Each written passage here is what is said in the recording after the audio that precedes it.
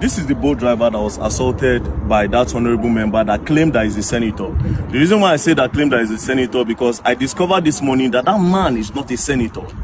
So this is the guy that I assaulted. Now, we have seen the video, we saw all what transpired, we saw the horrible things he said to you, we heard him call you monkey, rats, all the derogatory things he said to you.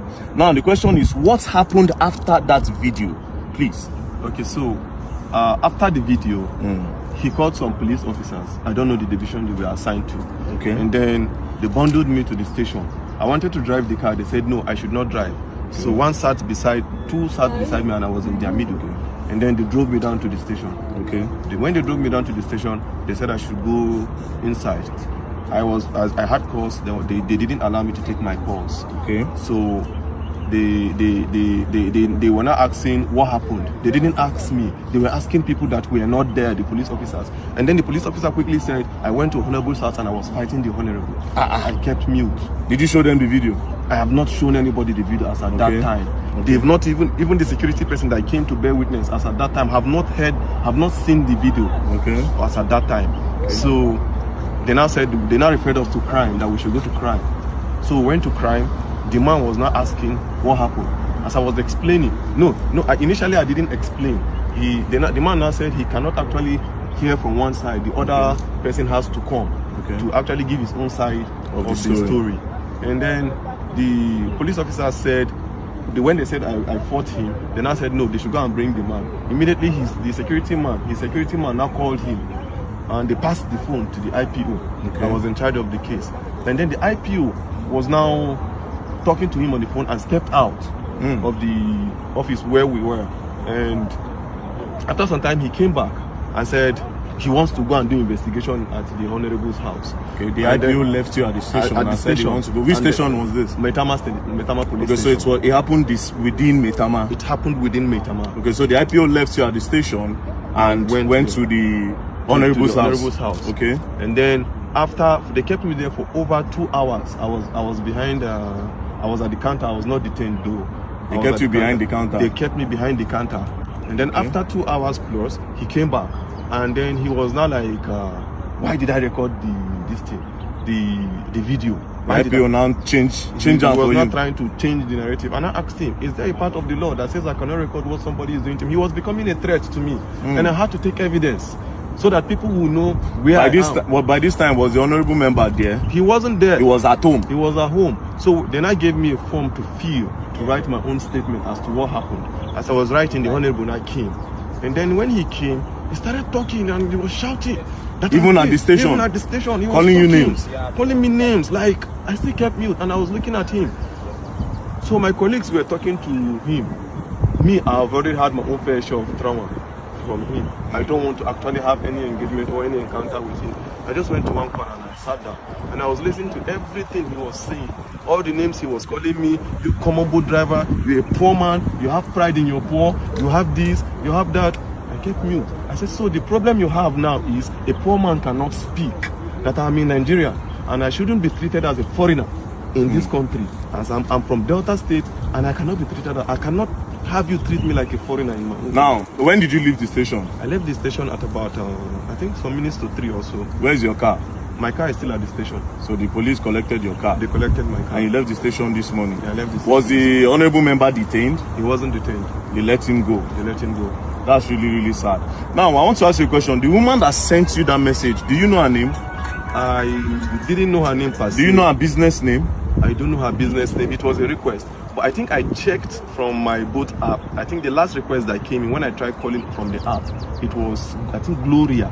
Gloria? Yeah. Because she said something in that video. She said something like, and do you know who he is? She was also supporting him. That's why I'm asking you that if you know who she is.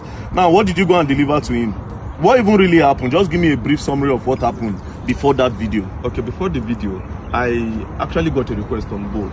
Okay. Right? I was closing already because I needed to resume work this morning at 8:30. Okay. So I was closing at 9:10. I said, let me just quickly go home so that I can have enough rest. So I got this request to Metama. I felt it was a normal request.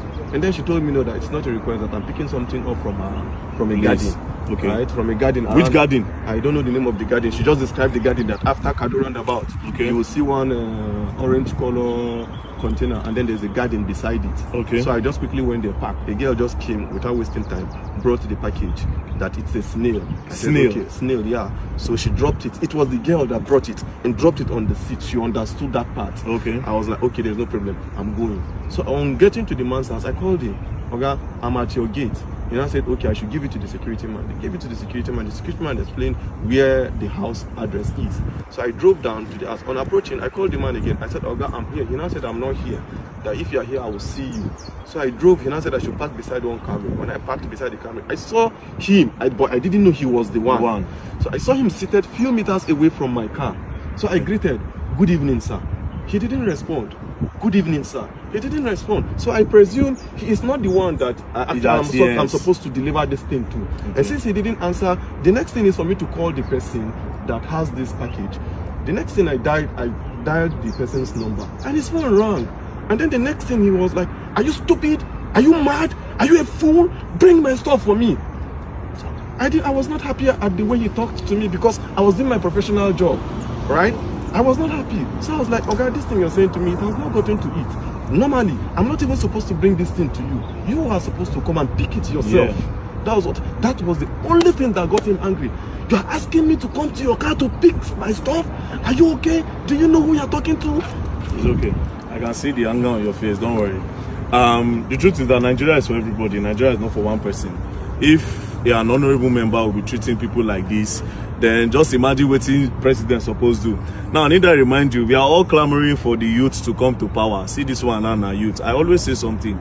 The youth are looking for a better... They are not trying to make this country better, a lot of them. They want to get power to do worse than these people because they have a better way of hiding this evil than these old men in power.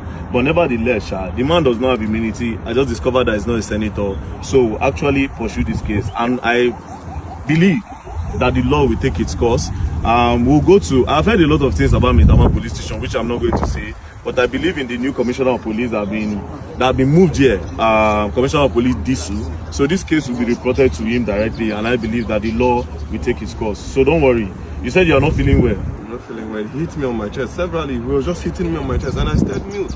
I was looking at him. So when he was becoming much of a threat to me, initially I did not record because I didn't go there with intention of fighting. If I went there with another motive, I would start recording from the very beginning. It was when he was becoming a threat, when he said he would pay 50 million naira and then they would delete me and look at me, this orchid. He was just calling me all sort of names. You pay 50 million and they will delete you. He will pay 50 million naira to somebody, to people, and then they will kill me and nobody will say anything.